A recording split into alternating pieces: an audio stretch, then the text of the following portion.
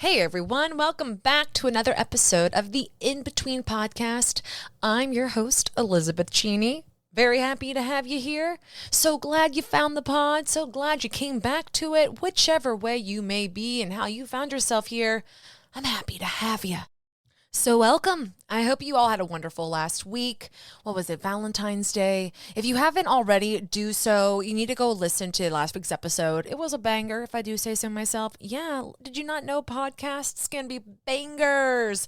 Woohoo! But no, seriously. I was pretty proud of it. It was about self-love and why that's the most important love you need to survive. Oh man, that was flat. But you get the theatrics aside. It's a great episode about self-love, so if you haven't listened, if you are struggling with that, I highly recommend you go back and listen to last week's episode. It is called In Between Self-Love on Valentine's Day. So on that note, let's catch up. Let's see what's going on. Where have we all been the past week? I'll start with myself first, okay? Okay, makes sense. It's my podcast. I might as well go first. So I had an episode recorded last week with a special guest that will be coming out in the next few weeks. Her name is Brittany Crabb. Giving you a little teaser. She's a really big YouTuber in the spooky paranormal world.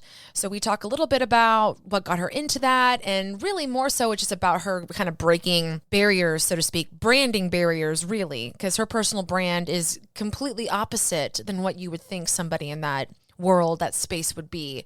So really excited about that. It's also going to be on YouTube, which, speaking of YouTube and other things that I've been working on the past week, I got last week's episode actually on YouTube because apparently YouTube is huge for podcasts. So I have a question for everyone listening. Where do you listen to your podcasts? Because YouTube was definitely not anywhere on the list. I mean, not that this matters for all of y'all listening, but the way metrics and downloads are measured, there's not even a way to gauge YouTube. Like, it doesn't pull into your, what do you want to call it? Like your total downloads. Like where I host this podcast from, the analytics I get, YouTube has nothing to do with it. But apparently YouTube is huge for podcasters.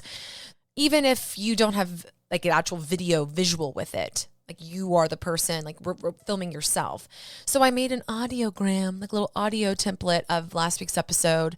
And, you know, as we continue to fake it until we make it, I'm not going to lie, I'm pretty impressed with myself. Nothing like a good template and a couple of quick Google searches to figure out how to do the damn thing can really make you stand out. So moving forward, all episodes will be on YouTube, not even just the ones that I get to do the virtual recording with where we are on the camera. And eventually, once I have a better space to record when we get a house, I will do a lot more video. But that's down the line. We're not going to overwhelm ourselves just quite yet. But with that said, I am very curious where you guys do listen to your podcasts. Because here I was thinking it was just Apple, and little did I know that I'm the dumb one. I mean, of course, I don't think I'm dumb. I'm freaking fabulous. But point being, we are all faking it till we make it. I am a podcaster in this podcasting world, learning things as we go. And apparently YouTube is the place to be. So your girl's going to get there. We're going to get more on YouTube. So go check me out. I felt like I deep cleaned the apartment this past weekend. And I know part of this is having a dog. But the amount of dust that I feel like I'm constantly cleaning and clearing and dusting, trying to get rid of, it never ends. I know this is just part of life, but I'm just going to ask this dumb question on the pod because, you know, I trust you guys. I know you guys would never leave me astray and you would never judge me. There are no such thing as stupid questions. So I'm going to ask this. Do humidifiers or air purifiers, if that's the same thing, then I apologize. But do those help with dust? I know it helps with breathing. I don't know what I'm trying to say here. And no, I'm not trying to get out of cleaning. I'm just saying I feel like dust accumulates a lot quicker than normal around here. And it's not like this home is not lived. We freaking work from home. We're in this home all the time. And it drives me maybe minorly a little insane. But that's okay. That's okay. All intents and purposes, this question is just to know, does humidifiers and air purifiers actually help with that kind of stuff? And I apologize if this is a dumb question, but then again, there are no dumb questions. So it's a great question, and I need someone to answer it right now. And of course, I could Google it, but what's the fun in that? Ugh. Another fun one that I did this weekend, my girlfriend, or you all, if you've been keeping up with the podcast, you probably remember Courtney. She's been on the pod a few times. She was on my friendship series, and she's been on a few other episodes. But, well, first off, I should say she's an artist. Like, she's very creative, not just in her design skills, but painting. And she got into resin art for a while there. She's very talented, and she is getting more into like actual painting. And I don't know if there's like a proper term for this type of painting, but it's like abstract art, but it's textured art. There's like a certain type of paint that I don't think it's actually paint. It's a type of substance material that thickens the paint so you can like scrape it and make it chunky. And it's a little Jackson Pollocky, if you know what I mean. Well, at least in the craziness of the colors and things like that. But I'm not sure if his paintings are textured. I'm very ignorant when it comes to art history. I am realizing very quickly as I'm saying all of this and not able to make a complete sentence. But the point being, my girl Courtney, she was getting into this painting. I was like, I want to do this. I want to do a painting like this. I feel like I might actually be able to do this because I can't draw people or shapes or anything lifelike, but I can do abstract, because to me, abstract is just crazy. And I'm probably making any artist listening to this like roll their eyes and also, I don't know, throw their pencil across the room, because I know there is art to the abstract. But the main point of this ramble aside, besides my girlfriend getting into art and pursuing a new endeavor with that, she had to end her journey with resin because it's a very toxic substance and material, and it's not ideal to expose yourself to that all the time. So she get into art, and I was like, well, I want to do this. Let's spend a day, like an afternoon on a weekend. You can buy the supplies, I'll pay you money for it, and we just have like a painting session. Well, we did that this weekend, and it was so much fun. I'm very proud of myself because I just dived in to this art project, even though I am not an artist. I'm a performer. I'm a different kind of artist, right? And being creative isn't just someone who can draw. That's like being a big thing that I feel like I've learned the past several years is, what does creativity look like? Ooh, I feel like that should be a good topic episode one day. Talking about different forms of creativity, because I don't know. I can ramble. I'm starting to go down that path, but basically, growing up, I didn't feel very creative because I wasn't like an artist per se where I could draw and things like this. But I've since learned there are different forms of creativity, and actually there are all levels of creativity outside of just art. Okay, there. Psh, got my piece out. Just had to get that there. Raise your hand if you want a full episode about this topic, because I'm raising mine. Anyways, back to my Sunday paint session with Courtney. It was so great. If you saw my stories, then you saw it. I was honestly mostly stressed about the color mixing, because obviously we don't have 1,000 colors to choose from. And man, I felt like a little scientist trying to put colors together and figure out how they're going to turn out and look. And bam, if they didn't look amazing, it actually looked like a color palette. And unintentionally, the color palette ended up looking very similar to the In-Betweens color palette. Go figure. But it was very relaxing. We spent a couple of hours, and I just gotta say, this might be my new thing. I mean, not like my new thing, like her new thing, but every once in a blue moon, if I want to just go hash out and throw some paint, I'm going to do this. It was a lot of fun. So I'm here for art projects. And not even just art projects, but things that are different than just the same old watch TV, just do this, boring. And it was also very peaceful, and it was fun, and the weather was beautiful. I don't know. It was great. Great for the mental health. And that kind of gets me into the in-between I wanted to address in this week's episode and today's episode. And that is in between being distracted. I have talked off and on throughout the whole podcast since I've launched it, off and on about ADHD, anxiety, feeling overwhelmed, being pulled in different directions. Part of all of this is just part of life, right? Like, you are going to have ebbs and flows in life, and we get better at how we manage stress. We get better at what triggers us. We get better at just managing whatever life throws our way and knowing and believing that we can, right? Right. ADHD does not help with that. And I feel like I am learning more and more about ADHD in my adult life, literally as in like the past year, more than I ever have in my entire life.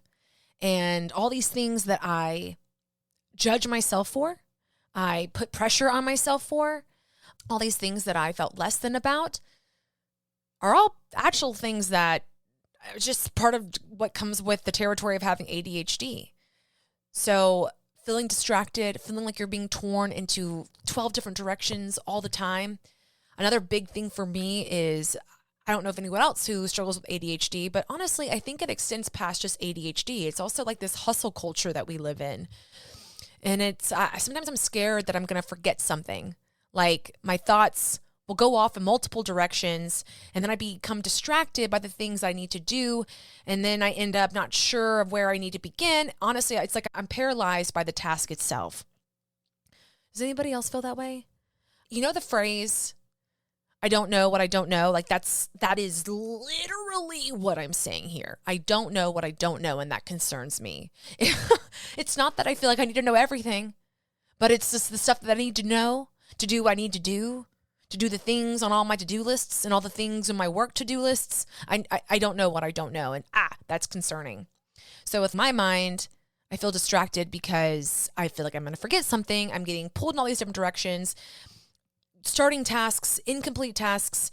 I don't know. It's crazy. And sometimes, like if I'm doing something, my brain will interrupt me to be like, oh, you need to go handle this one little thing. For example, let's say I'm working on, I'm trying to write content, okay? Or I'm editing an episode. Oh, I'm just going to call myself out here. It's fine. I'm editing an episode. I'm halfway through. And then something in my brain is like, you should go fold the laundry. When you fold the laundry, you will be so much more relaxed. And that's actually going to make editing this episode even more fun. It's going to make it better because then you won't have to worry about the laundry. It's just an intrusive thought, an interrupter, if you will. And then all I can think about is, oh my gosh, I am going to be so much better at editing this episode if I just go do all the laundry, even though I'm already halfway through editing it. I know it doesn't make sense. Maybe it does make sense. I have no idea. But maybe you can agree. Maybe you can relate. Anybody else feel that way? And it's not always like that, but it's like little intrusions like that. It's like uninterrupted focus time, especially related to the in-between. And I'm sure that has more to do with it being like a long-term planning, a long-term goal. Stuff with, instant gratification. You're not really getting that necessarily. However, I do want to say I've been tying my success and worth into the process, like creating the content, editing it, producing it, getting it out there. Sure, it's a lot. Sure, sometimes I'm like, what the hell am I doing? But I do feel a very strong sense of accomplishment and badassery once I do it. But back to what I was saying. I have interrupted thought patterns. And I think I'm getting better at kind of stopping those. They still come. You need to go do the laundry. Oh, this will be better once you go do all these other things because then you won't have to worry about them. I feel like I'm getting better at just telling that voice to basically screw off and not listen to it because I know it's distracting me. Oh my goodness. The way the brain is designed to just bring you down, even though it's not trying to bring you down, it's just crazy. It is like you are your own worst enemy in a way. But that's why we talk to therapists to understand ourselves better. We watch TikToks, we listen to podcasts, we read books, we talk to our friends. We are always working on ourselves to figure out, A, we're not alone, and B, how to work on these things because they're never going to stop. You just get better at dealing with them. So I deal with that. Going back to what I said earlier about feeling almost paralyzed by the task itself, I have that problem when I make my to-do list too long. And I'm trying to work on that too. Like, okay, of course, all these things are important. Well, most of them. Some of them I'm like, Liz, chill out. Like you're being very ambitious here. But there's no way in hell you can achieve all of those in one day. Okay? So I've been trying to get better about prioritizing the to-do list. Like what's really, really important that needs to get done today. And then if it's not that, it's what is going to give me the biggest sense of relief once I scratch this off my to-do list. I feel like between the two of those things, I will always stay on track with my priorities. But that also comes with checking in with yourself, being, just making sure that you're good and you're regulated and you're working towards goals and you're not compromising yourself or putting, too much energy into other things for other people. Like you're still focusing on you, but you just learn, you get better with it as you go. So the to-do list being too long, it will sometimes paralyze me. It'll get me stuck. I don't know where to start. I don't know what to begin. Because each of these things are going to take the same amount of effort to start. Maybe these things aren't completely clear. Like it's a little bit of that uninterrupted focus time. Like I need to go do some research or I need to go do this or this. It'll stunt me. I'll just be like, where do I go? What do I do? And then I think about grade school and I'm thinking about, man, I just wish I had someone telling me what to do every day. And then we just start that whole spiral again. But it's okay if plans change or if things don't happen how you expected, if you don't get your to-do list done. I'm reading this book right now called I Didn't Do the Thing Today, and it's about productivity guilt, which I know we have talked about before on the podcast, but she talks about your day as a Jenga tower. And if you're not familiar with Jenga, that's the little wooden game, the little wooden tower, and you're trying to pull pieces and put them on the top, and you're trying not to let the tower fall over and collapse. She was saying when you hold yourselves to these levels of getting everything done, your to-do list, like if you wake up with your whole day planned in the most efficient way possible with the most optimization of every minute of your day, things happen, and then the Jenga tower falls, and you have to deal with that, and that's okay. But we're not told enough times that that's okay. So I don't know, I was thinking about my ADHD and when I feel overwhelmed and trying to, consolidate my to-do list. And I thought about that, the Jenga tower. Because let's be real, the Jenga tower is always going to fall. And isn't that part of the fun of the game? So maybe when I feel overwhelmed or I feel like I have too much to do or I just feel stuck, that my Jenga tower has fallen. I just need to reset. And if I view it like that, because I'll be honest, I am here for a metaphor. Sometimes that is the easiest way for me to understand and how I need to be communicated with. Okay, so we are back to our day being the Jenga tower. It can be picked up, and you have to roll with the punches. You roll with the following. You roll with the falling of the tower. That doesn't mean your day is gone. Doesn't mean that it's a loss. Doesn't mean that you are not accomplished and you can't get things done. No, just life happens, and you have to be okay to pivot and bounce with that. And honestly, right now I'm kind of talking on a smaller scale, like literally like your day to day, but it also, the same thing can be said for bigger goals, bigger plans. Shoot, my goals for last year were to get a house, get a new job, and launch the podcast. Guess what? I launched the podcast. That is the only main big goal that I did, but that's okay because I had to pivot. The reason for the house was because, the housing market was literally a shit show. Job, honestly, the podcast is the job. So plans change, and that's okay. It doesn't mean you're less than. Doesn't mean you are not worthy. Doesn't mean you're not capable of doing all the things. Same thing with tasks. Same thing with your daily to-do. So being distracted is not unusual. We're all struggling with it. And you got to give yourself more grace because, the biggest thing I've learned with when I feel stunted, when I feel paralyzed by the task itself, is I spend more time obsessing and worrying about what I need to do rather than just doing the damn thing. And I think the way for me, and I am speaking for me personally, but I hope you listening, this might register with you too. But for me, it's consolidating that to-do list. It's making it more achievable. And sometimes I have a problem because I feel like I got 15 million ideas in my head moving at any moment of the day. I need to write things out all the time, and that way it's all captured there. But then that overwhelms me. It's crazy. I don't know. I just need to trust that I'm not going to lose information. And if I do forget it or don't remember, it wasn't meant for me. It wasn't important enough because I will get very stuck sometimes with just, oh my gosh, there's all these trends I need to research for the podcast. Oh, I need to be posting all the time, multiple times a day, keep my story active. Oh, if I need to get on TikTok, I need to post TikToks all the time to keep up with the algorithm. Oh, don't forget my normal 9-to-5 job that is honestly, God bless the place. It's awesome, but it is crazy. And I always get tasked with some of the craziest things because I'm a good problem solver. I'm a creative problem solver. Ding, ding, ding, kind of going back to creativity in all forms from earlier in the episode. Anyways, but I'm a creative problem solver, and I get tasked with a lot of projects that are not easy, and they stress me out, and they're a little ambiguous, but it's okay. Like, I'm good at that. But when I have that in my professional life, and I also have it in my personal life, so to speak, like with the in-between, like there's no clear A to B, I got to do all these things, and it's going to be a surefire plan, spaceship to success. No, like it takes time, it takes research, it takes learning, it takes crying, it takes frustration.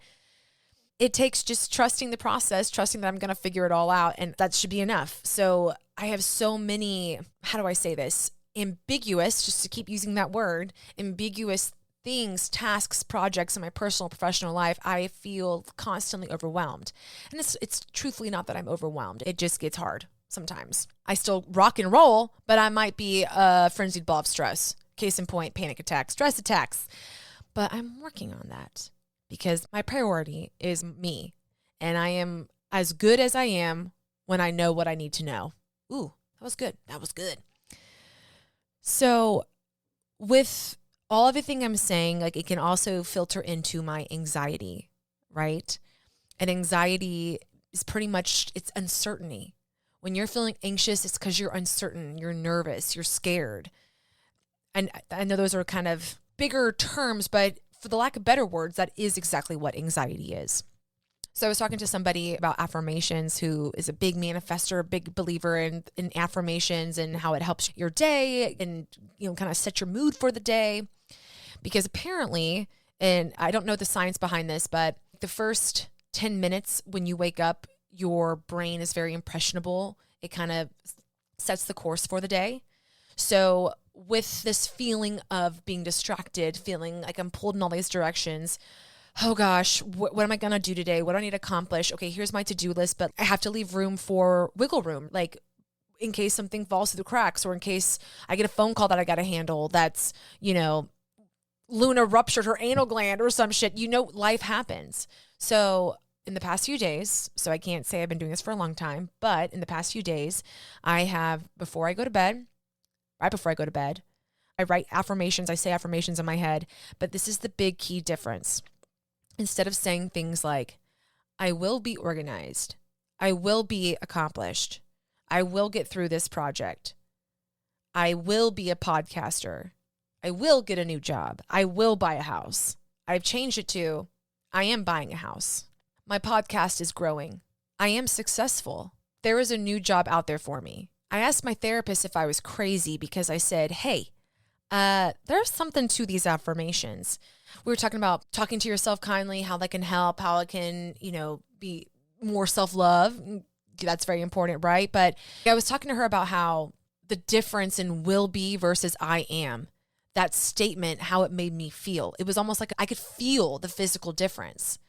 And she was saying to me that with anxiety being, uncertain, leading to a lot of uncertainty, when you use words like I am, that's concrete and it can help, especially when things get panicked or jumbled. So I am is more concrete. It's more established. There's more of a foundation. So I've been trying to use this in my day. And in the mornings, I look at my to-do list and I take the 3 things that are the biggest priorities for that day. And I make sure that they're achievable. And I also tell myself, well, if you don't get through all of them, that's going to be okay. This one's the most important. This is the second most important. And this is the third most important. And honestly, I've been able to do it. I'm starting small. If I've learned one thing, starting small is the best way to build a good habit, build a new habit, and make that habit stick, make that behavior stick. I can't change how my brain works. Like my ADHD, that ain't going to go away. My anxiety, that ain't going to go away, but I can help manage it. I can do things that enable me to not feel stunted or get dragged down by my inability to choose which task to start on because I've listed 50 of them. And in my head, I think that's reasonable for any normal adult to accomplish on top of their 9 to 5 that day. Yeah, no one can do that. So yes, this comes self-awareness, which you got to work on that, but you're going to find the right path because you're going to be able to pay attention to yourself, your triggers, your feelings, your reactions. Just check in internally. How are you feeling? Are you a nervous wreck? Well, chances are it's not working for you. So let's try a different thing. Remember, always work on what's best for you. You always want you in the best mood, you in the best place, you in the best mental health state. Life is going to throw curveballs. There's going to be shit. There's going to be shit projects. There's going to be shit at work. There's going to be shit at home. That happens, right? I'm not saying that if you do all this, if you check in, life will be perfect. No, it's not at all what I'm saying. What I'm trying to talk about is how to make the regular day-to-day, the in-between, no pun intended, but when just your normal rigmarole of the day is going through, how to manage that stress or that anxiety or that ADHD bullshit that's just, throwing you off, trying to work on those executive functioning skills.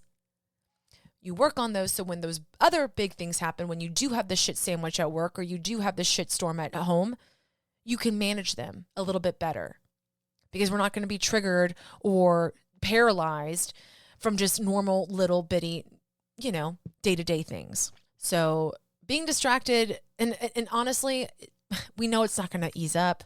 we're only going to get more into this digital space. We're only going to get more as a society, as the world gets more into tech. And I mean, I'd be lying if I said it didn't freak me out a little bit. I mean, side note, why do I feel like I have seen so many headlines about artificial intelligence the past week? I think I had one thing to do with that Bing thing with Microsoft, but they're talking about like artificial intelligence, like influencers, actors, all this stuff. And I'm like, technology's cool. I guess it can save money because then you don't have to pay the actor or the podcaster or whatever. But then like, we're just going to a society of just artificial fakeness. I don't even know. Wow. I'm getting kind of existential and a little nervous. No, just kidding. But these are Liz thoughts. This is also another reason why I feel stunted half the time, because my brain is just like, okay, work, podcast. Oh, random thought, artificial intelligence. Let's just think about that. Ooh, now we're spiraling because we've all seen Terminator and we are afraid the robots are going to take over the world. All right, I am all over the place right now. But side note, we're always going to be distracted. So let's work on making it easier for us in this distracting world. And then also, fingers crossed, AI doesn't take over in the way that we are all fearful that it will, and in the way that all the movies have portrayed it as happening. Let us hope that we are smarter than that. But there are a lot of dumb people in this world. Anyways. That is all I have for everyone today. Before I let you go and do my normal closing statements, I have a quick question for you. And you can let me know via Instagram at in.betweenpod. Send me a note in the messages. I'd love to know. But as I roll out a website and kind of get more branding things together with the podcast, I want to interact more. And I know I've talked about this before on the podcast, but I'm curious, from other podcasts that you listen to, I know there's like hotlines you can call into. There are questions of the week. Maybe there's questions pertaining to the episode, but I would love to know your in-betweens and to also talk about those. So let me know your suggestions on what you think would be the best tool to do that with. I want to collaborate. I want to interact. It's more fun when y'all are involved and I'm not just me, myself, and I talking into a mic and hoping that this hits.